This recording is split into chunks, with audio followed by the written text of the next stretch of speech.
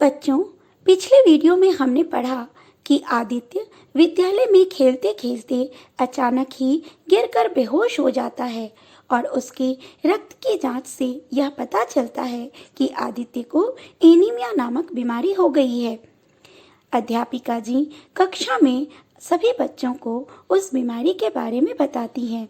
Raghav anaemia बीमारी के बारे में जानने की इच्छा प्रकट करता है और अध्यापिका जी बताती हैं कि हमारे शरीर में 3 प्रकार के कण पाए जाते हैं और लाल कणों की कमी को ही एनीमिया कहा जाता है।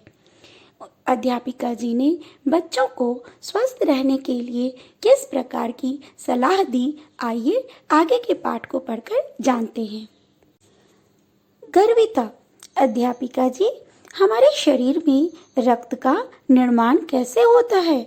निर्माण अर्थात बनाना। अध्यापिका, जिस प्रकार कारखाने में किसी भी वस्तु के निर्माण हेतु कच्चे माल की आवश्यकता होती है, उसी प्रकार शरीर को भी रक्त निर्माण के लिए प्रोटीन, लौह तत्व और विटामिन की आवश्यकता पड़ती है।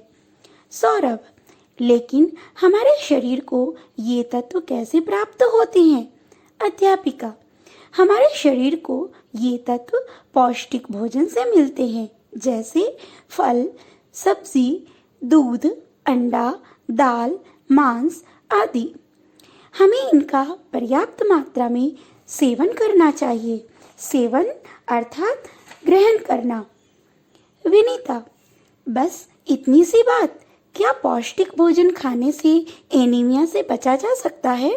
अध्यापिका, एनीमिया से बचाव हेतु पौष्टिक भोजन के साथ साथ साफ सफाई का भी ध्यान रखना अत्यंत आवश्यक है। सौरभ, वह क्यों अध्यापिका जी?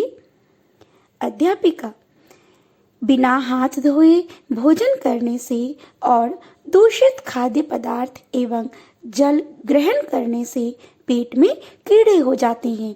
पेट में कीड़ों का होना भी एनीमिया का कारण बन सकता है। यदि हम गंदी जमीन पर नंगे पैर चलें तो कुछ कीड़े तो हमारी त्वचा के रास्ते भी हमारे शरीर में प्रवेश कर आंतों में अपना घर बना लेते हैं। सौरभ, अध्यापिका जी सच में हम तो पौष्टिक खाद्य पदार्थ खाते ही नहीं हैं। गर्विता, भोजन से पूर्व हाथ धोना भी भूल जाते हैं। अध्यापिका, अब तो आप मेरी बताई गई बातों का ध्यान रखेंगे? सभी छात्र एक स्वर में, जी हाँ अध्यापिका जी। अध्यापिका, दिया जो मैंने स्वास्थ्य मंत्र, यदि उसे सदा अपनाओगे, रोगों से तुम मुक्त रहोगे, तंदुरुस्त बन जाओगे। अर्थात अध्यापिका जी कहती हैं कि जो स्वास्थ्य मंत्र मैंने अभी दिया, अगर इसे अपने जीवन में हमेशा अपनाओगे तो आप सब रोगों से मुक्त रहोगे और तंदुरुस्त बन जाओगे। बच्चों, आप भी इस पाठ को 2 से 3 बार पढ़िए तथा स्वस्थ रहने के जो मंत्र दिए गए हैं उन्हें आप भी अपने जीवन में अपनाएं तथा हमेशा स्वस्थ रहें। धन्यवाद। घर पर रहें, सुरक्षित रहें।